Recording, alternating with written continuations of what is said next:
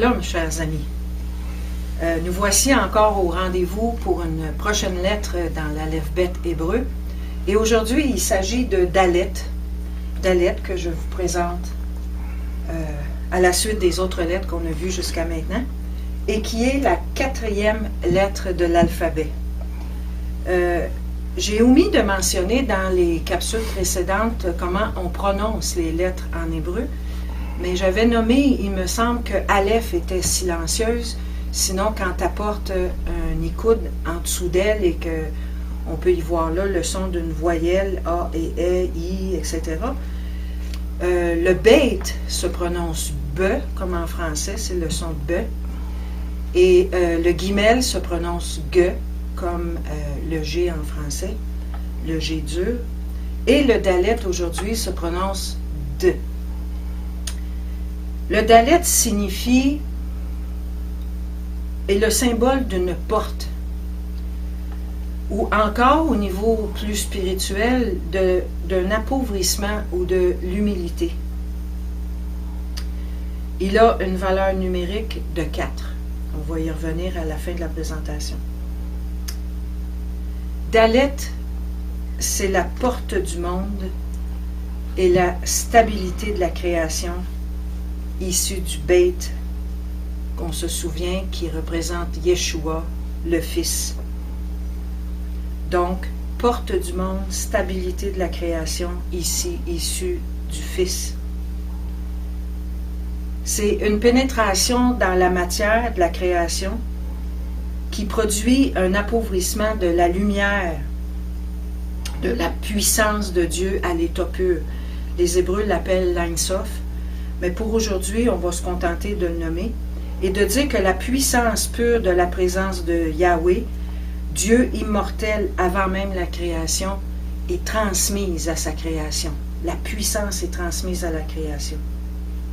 Et le Gimel qui précède le Dalet, il y a encore cette puissance-là, et le Dalet est souvent regardé comme un symbole de pauvreté parce qu'il reçoit du Ruach HaKodesh, de l'Esprit Saint qui est représenté par le Gimel. Dalet rend donc la parole créatrice. Autrement dit, c'est une parole qui se concrétise de façon à permettre une action individuelle sur les choses, sur la concentration de la pensée et de la volonté. Je vais vous montrer un peu ici la suite qu'on a vue jusqu'à maintenant avec le Aleph, le Beit, le Gimel et voici le Dalet. Comme je viens de le dire, le Père, qui est la forte autorité, qui est représenté dans le Aleph, par son Fils, transmet son Esprit Saint par le Gimel, et la richesse des 3 premières lettres est transmise au Dalet, qui doit s'appauvrir et s'humilier pour recevoir de Dieu, dans le fond de Yahweh, parce que ici on a la présence de Yahweh, qui est transmise à l'homme pauvre, à l'homme appauvri, et qui tourne le dos au Hé, parce que Hé, on va le voir dans une capsule qui va suivre, c'est la révélation du plan de rédemption de Dieu. On voit ici un symbole important de l'appauvrissement, de l'humilité, de la repentance qui doit nous habiter pour pouvoir véritablement recevoir Dieu. Yahweh nous attire à lui, mais si on n'a pas l'humilité, non pas dans une religion qui veut faire quelque chose pour Dieu, pour obtenir davantage sa faveur, ou pour être davantage pardonné, ou pour être plus aimé de Dieu. Non, Dieu est amour. Et Yeshua est venu par son Père pour nous offrir cet amour-là, pour nous attirer à lui dans une relation. Il est venu pour faire des disciples, mais il n'est pas venu pour établir une religion. Et on le voit très bien dans l'historique, je dirais, dans la symbolique plutôt, de l'Aleph-Bet jusqu'à maintenant. Donc, Dalet tourne sa face vers le « et » qui va être la prochaine lettre, Parce que tous ceux qui sont pauvres dans ce monde vont être riches dans le monde futur s'ils obéissent aux instructions de Yahweh. Dans notre vie, on a arraché, on a vécu des épreuves, bien sûr, tout le monde en vit, mais on s'imagine à tort, à cause du mensonge de l'ennemi, qu'on est capable par nos propres forces, à cause de nos compétences, de nos capacités, etc., d'être heureux. Et c'est complètement erroné. L'ennemi essaie de nous faire croire qu'on est capable d'être heureux par nous-mêmes. On peut bien sûr avoir des plaisirs qui demeurent éphémères, des choses qui nous sont données, dont on peut faire usage, mais le bonheur profond, je dirais, d'être rempli, que le vide qu'on ressent depuis la naissance soit rempli par quelqu'un qui soit durable et parfait et inconditionnel, c'est de se laisser attirer par ce Dieu qui veut faire de nous ses disciples. Et c'est simplement par l'instruction, l'obéissance aux instructions de Yahweh qu'on peut arriver à trouver ce bonheur-là dont on fait la quête dans le fond toute notre vie. Par ce message, Dieu nous dit « Me voici », ouvre ta porte et humilie-toi, reconnais ta petitesse, reconnais ta pauvreté d'Alette, pour que je puisse, par le Hé qui symbolise la révélation, que je puisse me révéler à toi de façon totale et entière. On sait que Dieu résiste aux orgueilleux, mais qu'il fait grâce aux humbles. Il nous invite ici à l'humilité. Sans cette humilité, sans teshuva, sans repentance profonde, reconnaissant que l'on n'est rien et qu'on ne peut rien sans Dieu, il n'y a pas de salut possible. Donc, cet Aleph Bet jusqu'à maintenant nous rappelle qu'il faut s'humilier avant de venir au Hé, Hé qui symbolise la révélation. La parole nous dit dans Matthieu 5,3, dans le Sermon sur la montagne, Yeshua parlait à des petites gens comme nous et il disait « Heureux les pauvres ». Il ne parlait pas de ceux qui n'ont pas d'argent dans leur poche. Là. Il parlait véritablement de ceux qui sont capables de s'humilier, qui sont capables de se soumettre à Yahweh. Heureux les pauvres en esprit, car le royaume des cieux est à eux. Et ce royaume-là, il veut nous l'offrir, il veut nous le donner dès maintenant. Dans toutes nos capsules, quand on aborde la symbolique des lettres, on regarde l'origine de chacune de ces lettres-là dans la forme pictographique, c'est-à-dire dans l'ancien hébreu.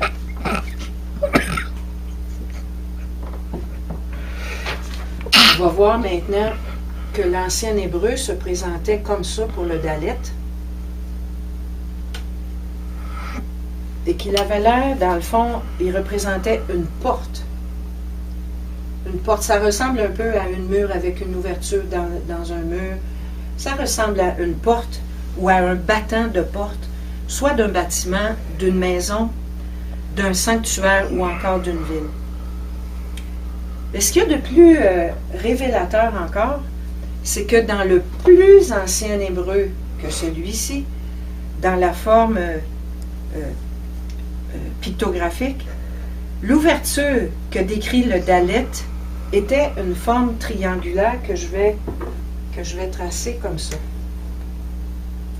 C'était une forme triangulaire qui avait l'air de ceci. Et si on regarde cette forme, ça rappelle un peu un pan ou un panneau de peau qui fermait les tentes des nomades. Et quelque part, j'ai trouvé cette image qui me faisait penser justement à cette ouverture des tentes des nomades, la forme du Dalet initial, original, pictographique, qui ressemblait à la porte d'une ouverture de tente à l'époque des nomades, à l'époque d'Abraham. Le trait de base ici, il indique le sol et montre que le dalet, dans n'importe quelle de ses formes, c'est un symbole d'équilibre et de stabilité. Mais en même temps, comme je le disais, d'appauvrissement, d'humilité. Donc la stabilité vient de notre humilité face à Dieu. Toutefois, cette barre-là est passée dans le haut de la lettre avec les siècles qui ont suivi. Mais nous rappelle tout de même l'humilité qu'on doit avoir devant Dieu. Le mot dalet vient de la racine dal, qui signifie vacillant. Tous ces mots, on voit que je viens de dire que c'est la stabilité, puis en même temps ça semble contradictoire parce que je viens de parler que c'est vacillant. Toutes les lettres en hébreu représentent toujours les opposés, la lumière et la noirceur, l'équilibre ou le déséquilibre, dépendamment de ce que l'homme en fait. Comment l'homme met en pratique le message qu'il y a derrière ce langage divin. Alors, les mots que je vais nommer, vous allez voir qu'il y a un sens qui toujours concourt au même endroit, c'est-à-dire que ça évoque l'affaiblissement ou l'appauvrissement, la pauvreté elle-même. Est-ce que c'est pas là la condition dans laquelle nous étions avant de rencontrer Yeshua?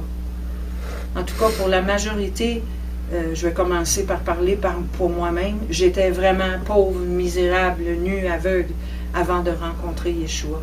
Et ma paix, ma joie découle justement de cette humilité que j'ai rencontrée justement dans la parole un jour qui disait « Après que tu ne m'aies humilié, Seigneur, avant que tu ne m'humilies, je m'égarais.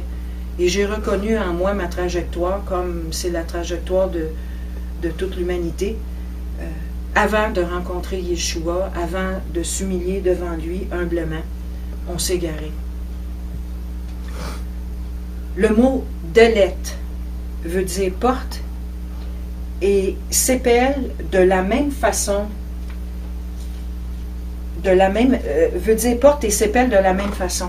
« Délet » et « dalet » s'épellent « dalet », lamed et tab.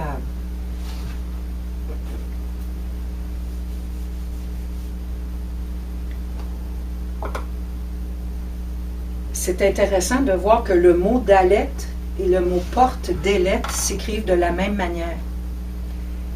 Mais il reste que on se rappelle que dans l'évangile de Jean, au chapitre 10, au verset 9, Yeshua nous dit qu'il est la porte. Il nous dit d'ailleurs, « Moi, je suis la porte. Si quelqu'un entre par moi, il sera sauvé. Il entrera et sortira et trouvera des pâturages. » Est-ce que c'est pas rassurant, justement? Parce qu'il n'y a que par le Fils qu'on arrive au Père. Il n'y a que par cette porte dont Yeshua dit qu'il est, qu'on peut arriver justement à une relation de paix et de joie. À ce stade-ci, il pourrait être intéressant de constater la différence entre l'écriture en ancien hébreu de Dalet, qu'on vient de voir ici, parce que chacune des lettres qui sont illustrées de façon moderne ont, correspondant à chacune d'entre elles, un correspondant qui est en pictogramme. Et je vous présente ici l'équivalent du pictogramme de Dalet, qui est l'ouverture de la tente qu'on a vue tantôt, pour le Dalet. Le Lamed, qu'on a vu ici puis qu'on revoit ici, est symbolisé par le bâton du berger. Et Lamed signifie enseigner, diriger, instruire. Et il est le symbole de la caractéristique de Yeshua, qui est notre enseignant. Et finalement, Tav a comme symbole pictographique un signe, une marque, que certains diront ressembler à une croix. À l'époque, ce n'était pas une croix, mais elle ressemble à ce qu'on a fait de ce symbole-là, de cette marque-là. Alors, Dalet est donc la porte, et elle nous indique ici que la porte qui nous mène à la croix passe par l'instruction, par le berger qui est Yeshua. Quand Yeshua dit « je suis la porte », je suis Délet, je suis Dalet, je suis la porte et je suis le seul qui se trouve derrière la porte et qui mène à Yahweh. Par contre, quand on regarde le mot date, Dalet Tav, qui signifie religion, on retrouve encore une fois le même Dalet et le même Tav, mais dans la forme pictographique, sans le lamed qui fait le lien entre les deux. Je trouve tellement que dans cet exemple-là, on a justement, les Hébreux ont réussi justement à apporter la symbolique que Dieu a voulu donner, le message initial que Dieu a voulu donner. Je ne suis pas venu mettre sur pied une religion sans mon Fils, sans Yeshua. Je suis venu dire qu'il est la porte et que sans lui, c'est une religion qui est vide, qui est sèche et qui ne mène nulle part. Certains chrétiens diront, ou certaines personnes diront, « Ah, c'est difficile de se conformer aux choses de Dieu. » Bien sûr, si on pratique une religion, puis que Yeshua n'est pas notre maître, et pas celui qui est le maître d'œuvre dans ma vie, et que je me laisse attirer et transformer à son image, c'est certain que je trouve ça sèche et aride. Mais si Yeshua est mon maître, c'est une porte qui s'ouvre, et comme je l'ai dit dans Jean 9, si quelqu'un entre par moi, ici on le voit bien, il sera sauvé. Il entrera et sortira et trouvera des pâturages. La porte donc, Yeshua le berger, mène à une croix, mais à une crucifixion qui mène à une résurrection. Alors que la religion, c'est une porte qui mène à une croix et qui s'arrête à la croix, à la mort, et qui est sec et vide et qui n'a pas de sens finalement, qui perd tout son sens avec le temps. Je reprends mon petit tableau des lettres de tantôt. On voit ici en dessous que l'auteur de cette image s'est servi du Dalet pour illustrer justement joliment avec la porte d'une maison. Il l'a superposé à la porte de cette maison-là. Mais ce que je voulais attirer votre attention, c'est que des 4 premières lettres de l'Aleph Bet, on voit une histoire qui se déploie. Vous l'avez peut-être aperçu de loin, mais c'est intéressant de voir que cette histoire-là qui se déploie ici, au tout début, c'est celle de la rédemption. Le Père, qui est le Aleph, avec son fils Beth, envoie l'Esprit Saint, le Guimel, pour nourrir un misérable pauvre qui se tient derrière une porte fermée. Et c'est la croix de Yeshua qui a ouvert la porte et qui a donné la révélation. Si Dalet était tu, on l'a été longtemps, parfois avant de laisser Yeshua ouvrir la porte. Si Dalet était tu et fermé au cadeau qu'a le Guimel, l'Esprit Saint, parce qu'il est généreux, Guimel, et il veut tout donner. L'Esprit Saint, c'est celui qui nourrit, c'est celui qui guide, c'est celui qui éclaire, c'est celui qui nous donne la direction, c'est celui qui console. C'est un Esprit Saint qui donne et qui veut donner à celui qui se reconnaît comme pauvre. Mais si Dalet était tu, il en résulte une forme de punition, dans le fond. On reste avec notre misère. et ce n'est que peine perdue. Mais si la porte s'ouvre, il en résulte une grande récompense. C'est la vie qui nous est donnée. Parce qu'on sait que le salaire du péché, c'est la mort. Sans cette ouverture, sans ouvrir notre porte à Dieu, parce que c'est lui qui nous attire. Nos efforts ne nous mènent pas au Père, mais c'est lui qui nous attire. Des fois, on est tellement rendus pauvres et misérables et nus, puis gloire à Dieu pour cet état d'âme, qu'on a comme plus d'autres choix quelque part que de laisser Yeshua ouvrir notre porte et recevoir de lui. Mais comment on est béni quand on ouvre notre porte ici. Quand on lit dans Apocalypse 3, et je vous invite à lire avec moi dans Apocalypse 3,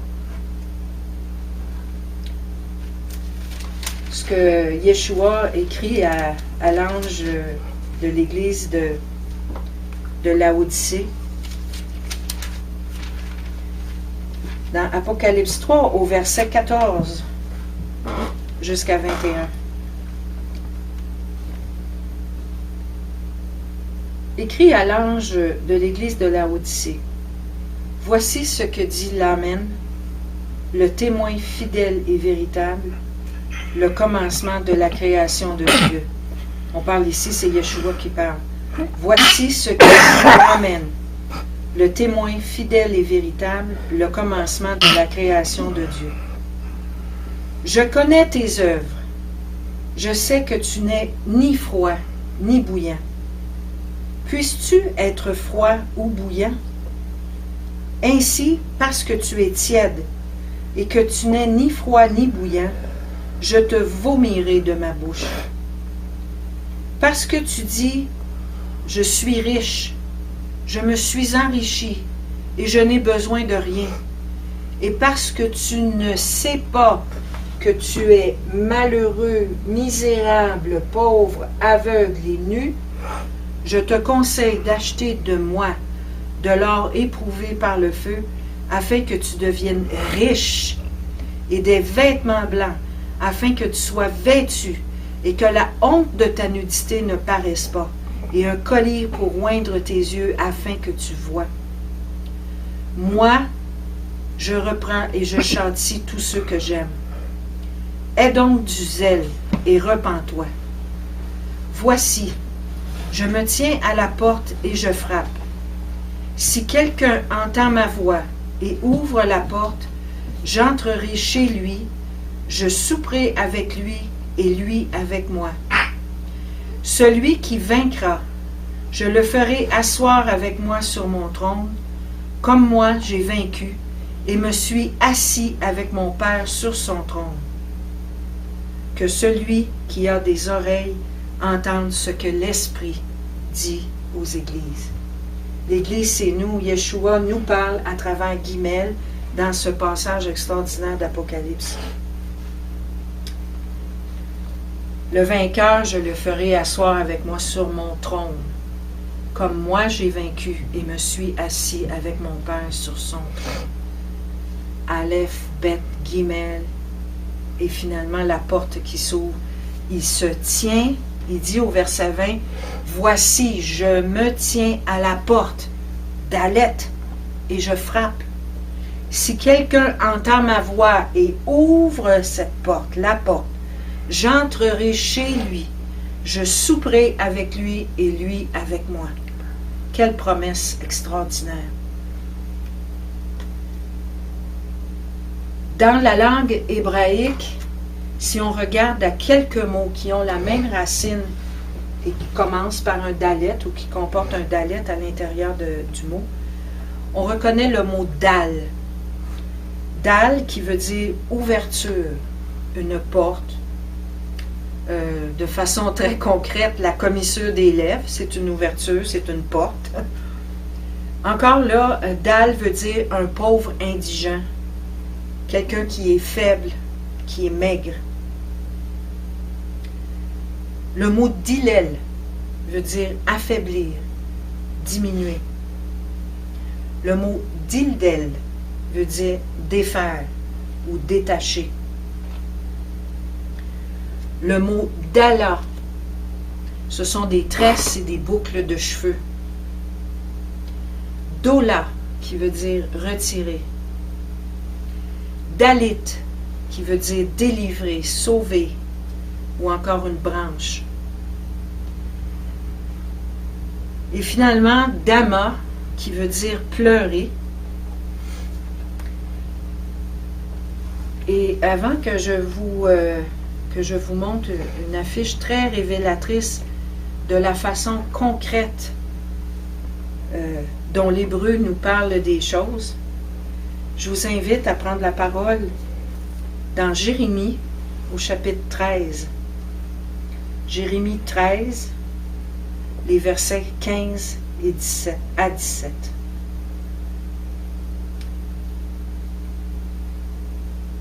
Écoutez et prêtez l'oreille. Ne soyez point orgueilleux, car l'Éternel parle. Rendez gloire à l'Éternel votre Dieu, avant qu'il fasse venir les ténèbres, avant que vos pieds heurtent contre les montagnes de la nuit. Vous attendrez la lumière, et il la changera en ombre de la mort. Il la réduira en obscurité profonde. Si vous n'écoutez pas, je pleurerai en secret à cause de votre orgueil. Mes yeux fondront en larmes parce que le troupeau de l'Éternel sera emmené captif. Et les mots qu'on retrouve ici au verset 17 découlent du verbe dama qui veut dire pleurer. Et permettez-moi de... Je vais d'abord écrire le mot dama en hébreu. Alors, ce même dalet, avec le même, et finalement, le ayin. Dama qui veut dire pleurer. Et comme je vous le disais tantôt, chacune des lettres qui sont illustrées ici comporte leur équivalent pictographique. Et l'équivalent pictographique du dalet, on l'a vu tantôt, c'était la porte de tente. Le symbole du men, qui est écrit ici, quand il est écrit en pictogramme, il ressemble un peu à des flots ou à le symbole de l'eau, parce que même a rapport avec l'eau. Et ayin, le symbole pictographique de ayin, c'est un œil. C'est comme un œil. Comme ça ici. Alors, on peut voir encore une fois la révélation que nous fait l'hébreu. Dans le verbe dama, on reconnaît le dalet, le mem et le ayin. Et on peut y lire de façon très concrète que pleurer, c'est la porte des yeux qui amène de l'eau. La porte qui amène de l'eau dans les yeux. Dama. Wow! À chaque fois que je reconnais à travers des pictogrammes un message comme celui-là, je me dis, boy, Seigneur Dieu, comme le dit Brad Scott dans certains de ses enseignements, God is smarter than we are. Dieu est beaucoup plus intelligent que nous. Mais encore une fois, on peut le voir à travers le côté concret et l'illustration tellement évidente des lettres en hébreu. La forme du dalet est constituée par deux valves, encore une fois, deux lignes droites qui représentent un homme très courbé, humilié, qui s'humilie, avec un point ici à l'angle des deux barres droites, des deux lignes droites, et qui symbolise l'ego de la personne, le moi, autrement dit, la pensée, l'intelligence, la conscience de l'ego.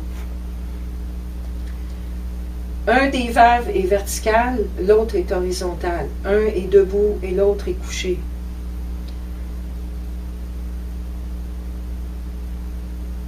Il y a encore une fois, on sait que Valve représente un clou ou quelque part l'homme crucifié. On doit crucifier le moi pour arriver à l'humilité, à la pauvreté qui nous amène à Dieu. Dans Galates 5, 24, il est écrit « Ceux qui sont à Yeshua HaMashiach ont crucifié la chair avec ses passions et ses désirs. »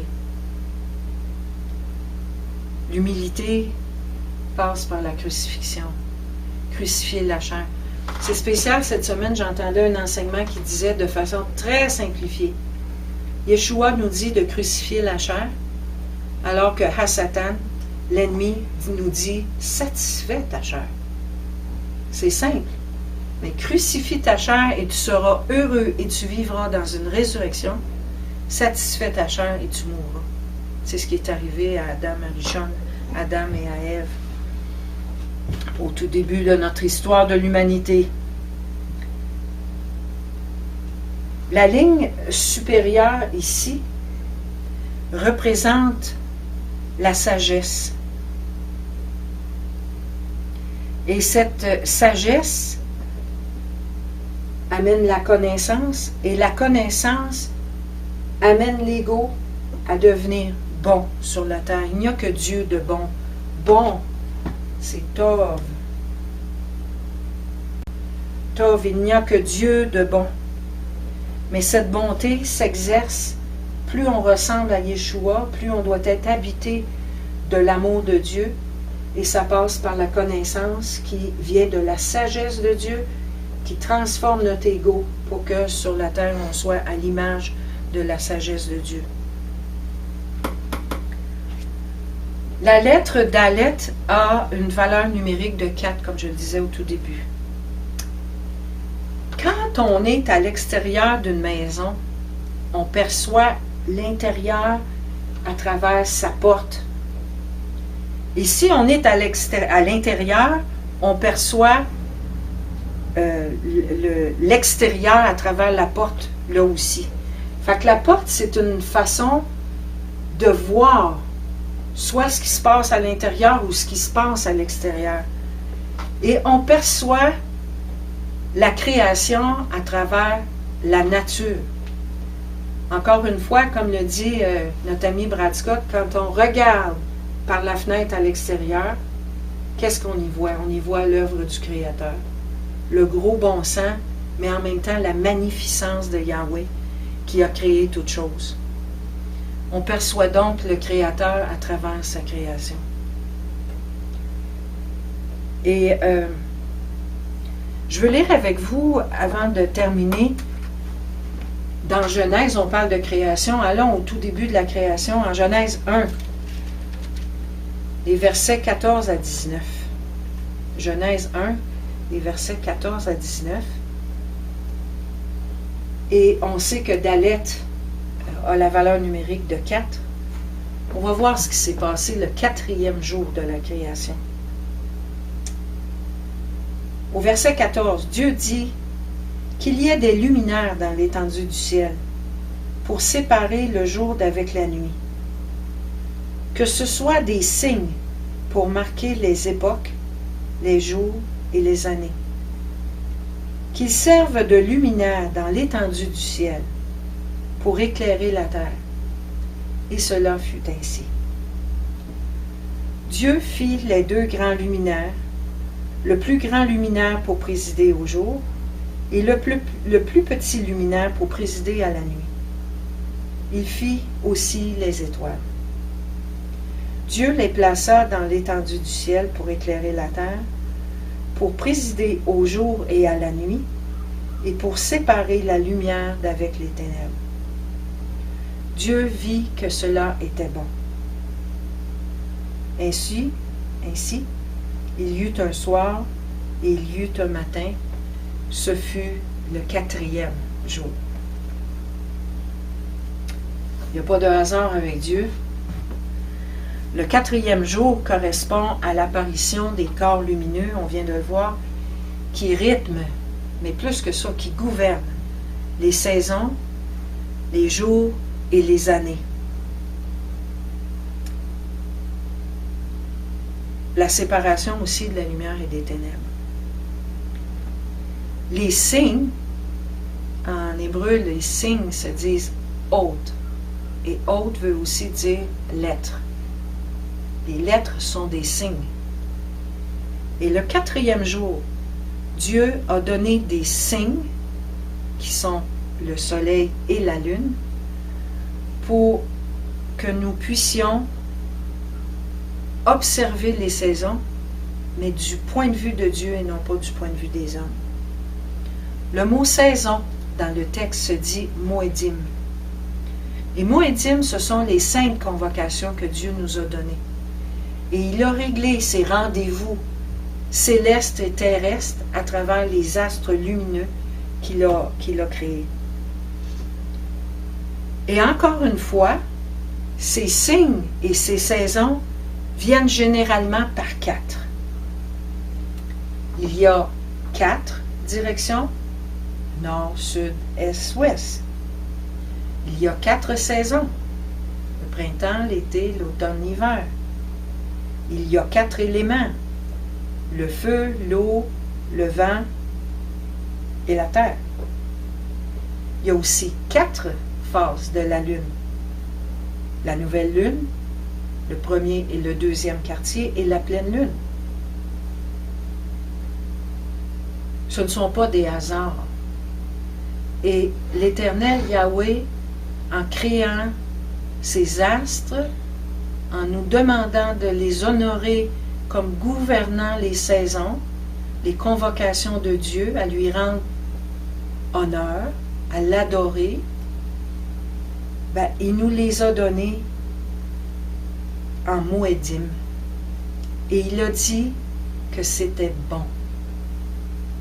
Et il trouva ça bon. Tov. Tov. 4. 4, c'est aussi les nombres. Nombre qui est le 4e livre de la Bible et qui couvre les 38 années dans le désert que les Israélites ont traversé pour être humiliés et appauvris, pour les préparer à la terre promise qui allait être révélée. Encore une fois, on reconnaît le plan de rédemption de Dieu, mais le parcours que Dieu nous invite à faire comme peuple d'Israël, les années dans le désert qui ont permis d'être humiliés, de reconnaître que Yahweh est notre Elohim pour arriver à la terre promise qui va être révélée dans le Hé. C'était donc une invitation, encore une fois, à s'humilier avant de venir à sa révélation. Et finalement, pour terminer, 4 nous rappelle aussi qu'il y a 4 évangiles et qui, à cause de chacune des personnes qui les a écrites, Dieu leur a demandé de livrer par écrit un des nombreux, mais un des 4 principales caractéristiques de Yeshua HaMashiach.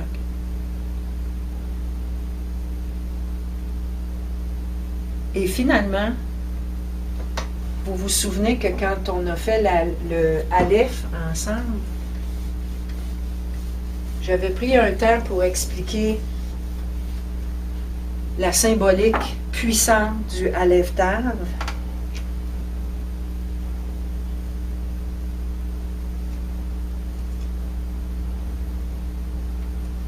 Aleph Tav, qu'on prononce Et, et qui apparaît des dizaines de milliers de fois dans la parole, et qui symbolise, dans le fond, Yeshua HaMashiach, puisqu'il est le premier et le dernier, Aleph étant la première lettre de l'Aleph-Bet et Tav étant la dernière.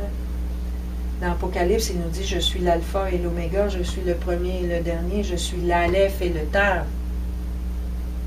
Et ce n'est pas un hasard que « Et » est le 4e mot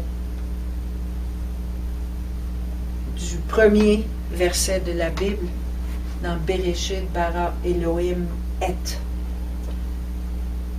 quatrième mot, quatre, qui signifie l'appauvrissement, l'humilité, mais aussi la porte qui ouvre à toute la création, à Yahweh lui-même. Alors sur ces paroles qui ne sont pas banales, je vous salue, je vous souhaite une bonne fin de journée et je vous dis shalom. À la prochaine.